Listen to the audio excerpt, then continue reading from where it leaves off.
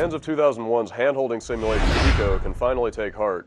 The team behind that game has returned with its latest offering, Shadow of the Colossus, but while the games share a similar visual style, their gameplay is almost completely different. Shadow is all about pitting you against some of the biggest foes you've ever seen, and over the course of your adventure you'll experience some of the most thrilling and unique battles ever seen in video gaming. The game has a mysterious storyline that purposefully doesn't fill you in on every detail. You play the role of a warrior who's brought his fallen love to a faraway temple in order to restore her to life.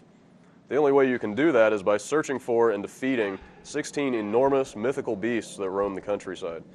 You'll immediately grab your sword and your bow and arrow and head out with your trusty steed in search of these beasts. The gameplay in Shadow of the Colossus is completely focused on your epic battles with the Colossi. You won't fight any enemies in between the boss fights, you won't level up your character, and you won't gain any new weapons.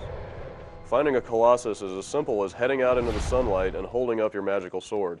This will create a beam of light that points you to your next destination, and then you just have to go there. The vast world in which the game takes place is an absolute joy to explore.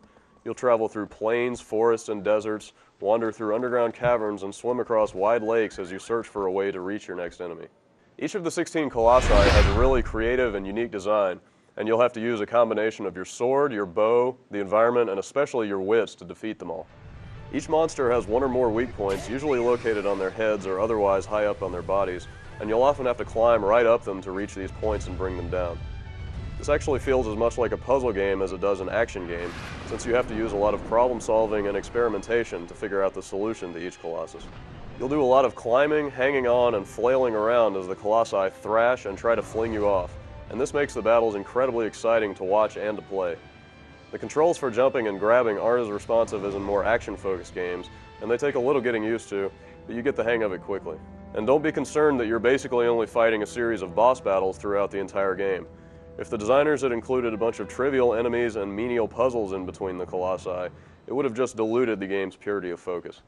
This is truly a stunning game to look at. The same artistic fluences that made Ico so pretty are clearly at work in this new game as well.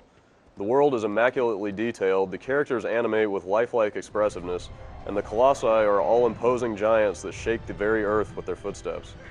The frame rate gets a little low sometimes when the action heats up, but aside from that fairly minor issue, this is one of the most beautiful games to grace the PlayStation 2. It's also one of the most unique games on the PS2, or any platform for that matter.